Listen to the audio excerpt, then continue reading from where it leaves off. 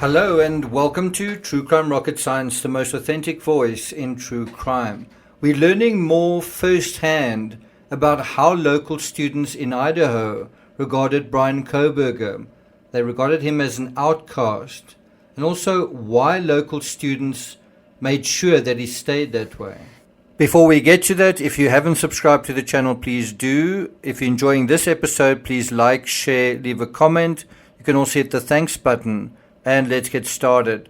So, one sophomore, and I think she asked to be referred to just as Chelsea, told People magazine that she saw Koberger at the student union, the food court of the student union, and he was sitting alone drinking water.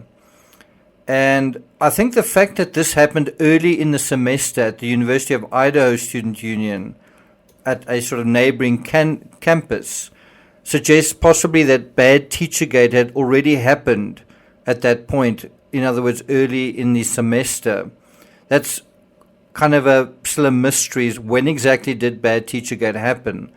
Well, possibly Brian's social goose was cooked early on at his own campus, and so that's why he was here, trying to reach out, trying to meet people and make acquaintances somewhere where his reputation wasn't already cooked. According to the New York Post, quote, and this is quoting what Chelsea said, one of the students, "He was the type to stare. He wouldn't look away if you caught him staring. Like, he wanted you to notice that he was looking at you." And that's what she told People magazine. Now, this seems to suggest two contradictory ideas about Brian. One is that he was social, or trying to be social, trying hard enough that he was at a neighboring campus trying to be social, but also that he never really left behind the awkward high school phase.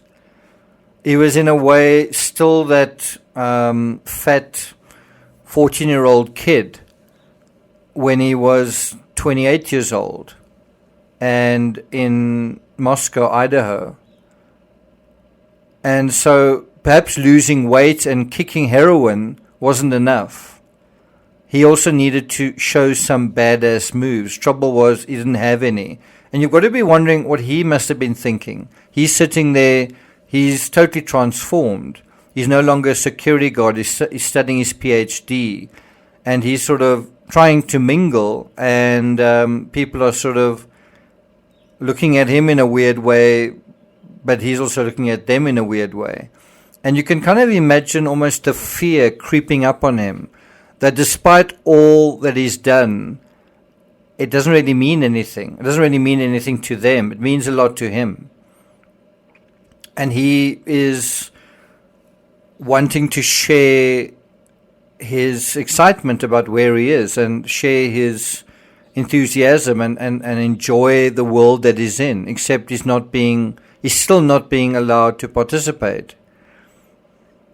So what was the problem? And so the Chelsea says that he didn't smile, he didn't nod, he didn't say anything, he just stared. And then Chelsea said, "I told my friend to not be suspicious, but to look at him because the eye contact was making me uncomfortable." You kind of get the idea that Koberger was staring at Chelsea in particular, and then she mentioned that to a friend, and then they really just left the area. Now, one wonders, did she smile back, or did she just notice that he just kept staring at her? But anyway, on paper, wanting to meet people starts with making eye contact. The trouble is, Brian didn't seem to know how to graduate from there. Chelsea added, "It was so weird that we ended up leaving and eating outside because we wanted to get away from him." So you get a sense that it wasn't a very nice experience for Chelsea or her friends, but equally it wasn't a very nice experience for Brian. Can you imagine?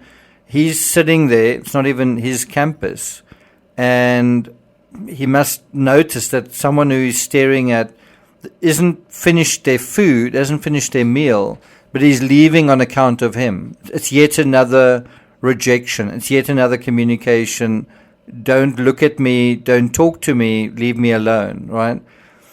And this is yet another confirmation of the same thing we've been hearing about Brian repeated in all sorts of different settings and at various times in his life.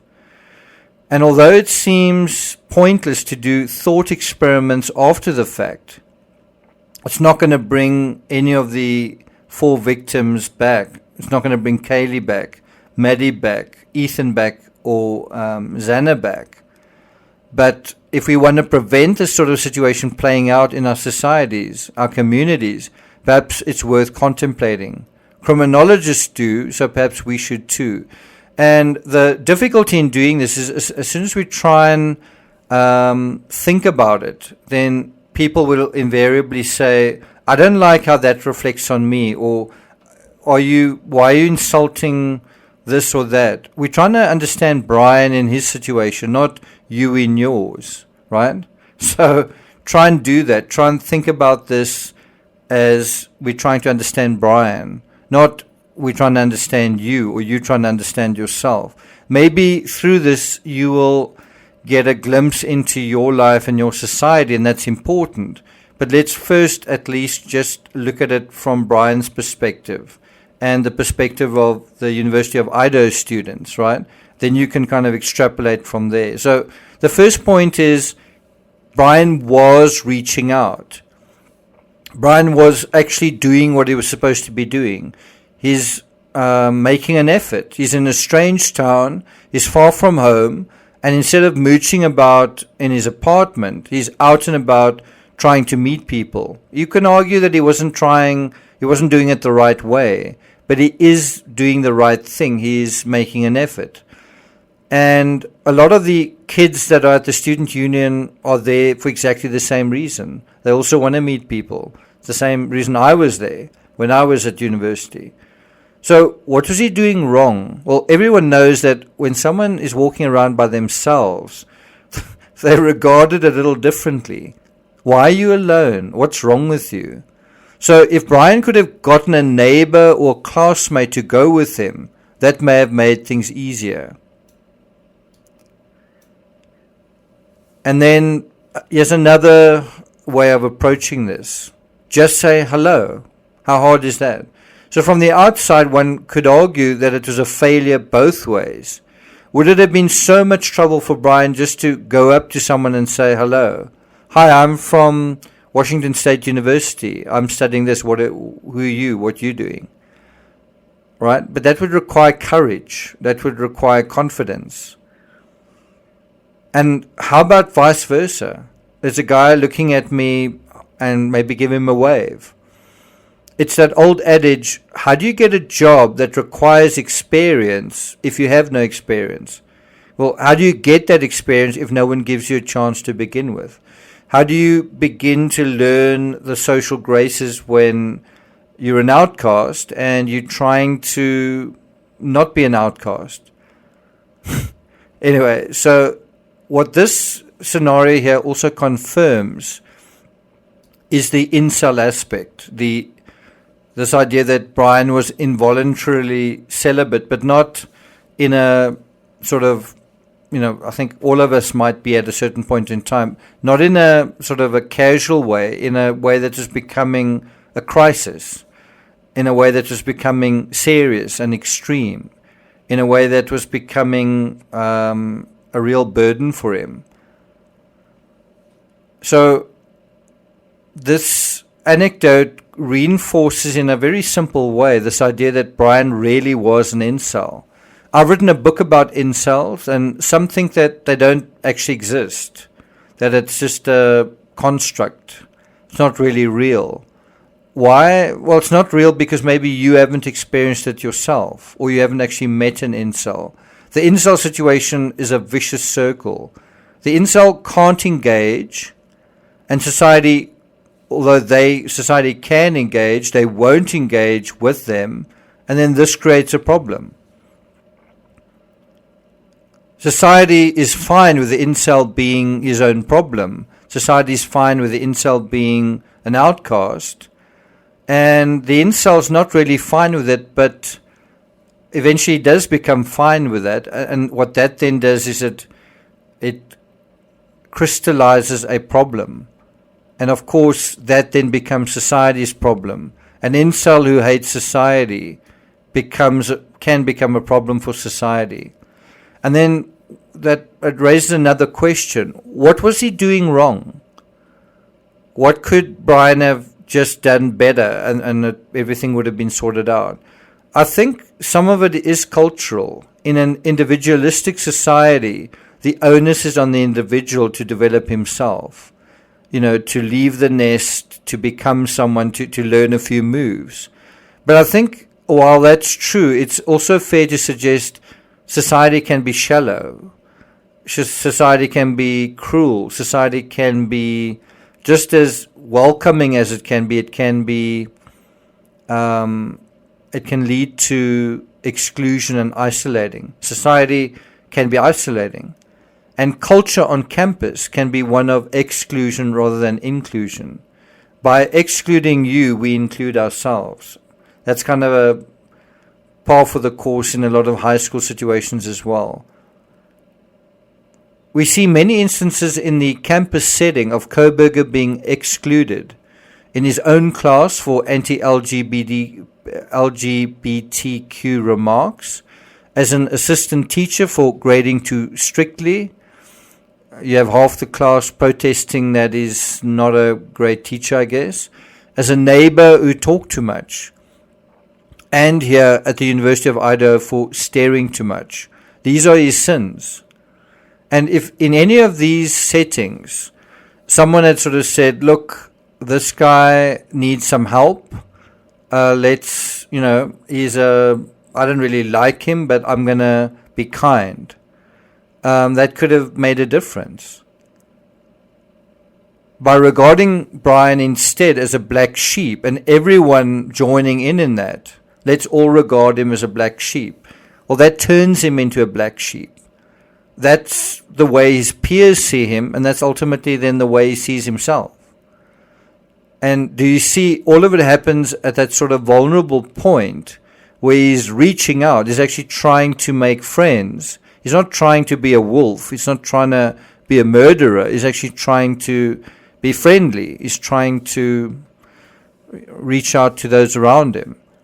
And the response isn't very friendly. Those around him ignore him, and there's nothing more humiliating than being in a social setting and everyone's having fun. Everyone's chatting to one another and sharing whatever. And then in the middle of that is one person who isn't and who can't. And then that person actually being exposed. You know what? Let's get out and go and eat outside because we want to get away from you. I mean, isn't that a way of showing you we don't like you and, get away from us? But perhaps this idea of black sheep is the wrong term, or at the very least, too black and white, too simplistic. Maybe it should be blue sheep as in blue collar. And this is where you might say, I'm starting to feel uncomfortable about this. It's not about you, it's about Brian. How did he feel? And if you're feeling uncomfortable, imagine how uncomfortable he was feeling, because ultimately he's a prime murder suspect in a quadruple murder. So do you think him feeling uncomfortable is part of that equation? So that feeling you might have just at the mention of those words, try to apply it to how maybe Brian was feeling. Try and put yourself in his shoes. And so this is the question. Did Brian, not you, did Brian find himself in a white-collar setting, and then he felt he just couldn't shake off his own blue-collar sense of himself? Have you ever experienced that? Except it was quite extreme for him, and it was ongoing, and he couldn't resolve it. And that made him quickly see himself as a black sheep. And it just didn't seem fair. I've worked so hard. I used to be a drug addict. I used to be a security guard. My dad did this. We went bankrupt. And you might say, being bankrupt doesn't mean anything. It doesn't mean you're poor. Does it mean you're rich? Losing your home and house doesn't mean you're actually rich. Does it mean that you compared to all the other kids around him, do you think all of them have also gone bankrupt twice via their families? Do you think it's on exactly the same level in terms of that? Do you think Kaylee's family went bankrupt twice? Do you think Maddie's family went bankrupt twice? Do you think Xana's family went bankrupt twice? Do you think Ethan's family went bankrupt twice? Do you think they had a similar struggle? And I'm not saying they didn't struggle at all, but do you think it was similarly difficult? Do you think they also were heroin addicts for 4 years and saw white snow? The point is that Koberger had a lot of challenges, and I think he felt that he'd overcome them, and that meant something. And yet in this setting, it sort of felt like it didn't. I think he felt invalidated despite being in a place where he thought he was validated and thought that he would be validated. And so think about the nightmare of having come so far only to realize you're still nothing. Let me ask a stupid question.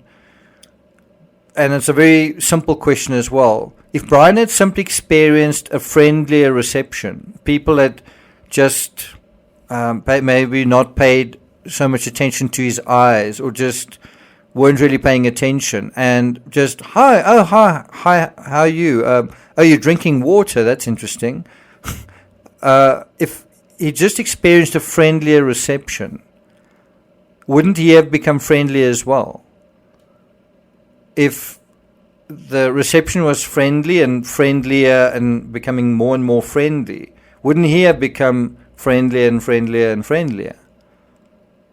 If he experienced a greater sense of community rather than what he seemed to have experienced as cruelty, could 4 lives have been saved? So you simply say, if someone was friendly towards Brian, could that actually have saved 4 lives?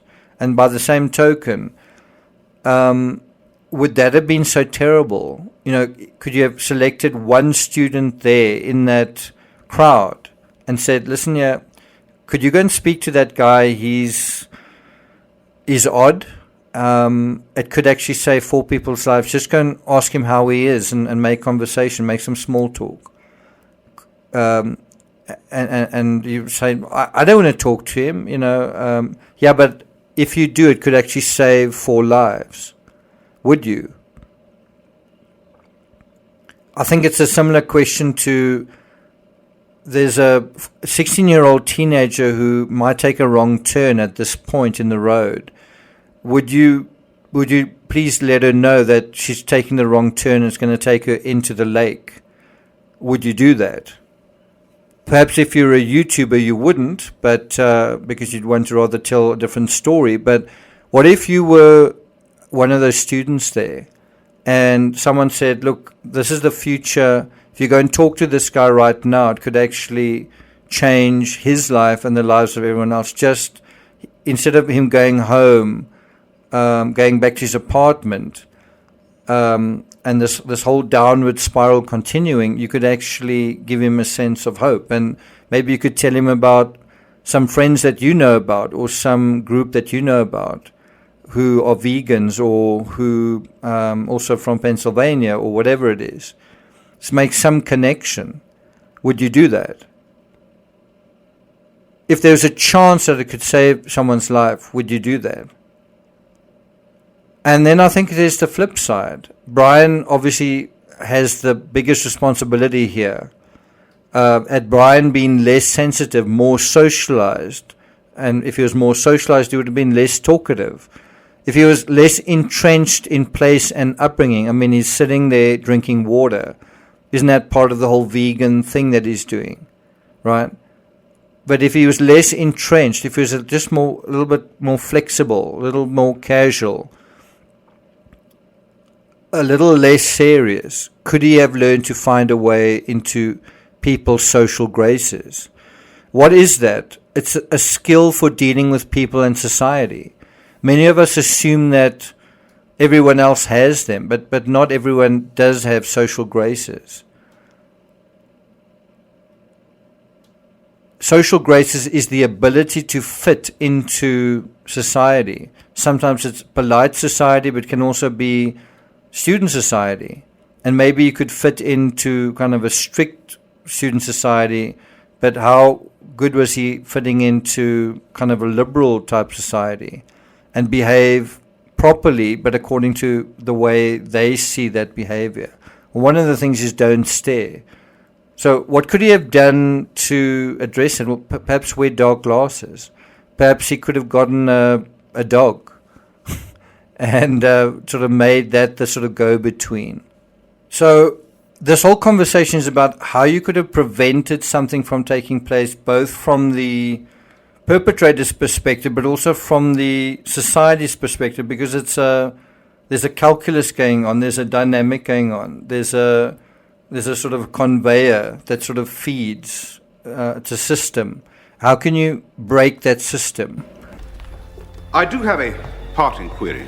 Is this whole thing about blue-collar culture and white-collar culture, and perhaps a growing intolerance from both sides?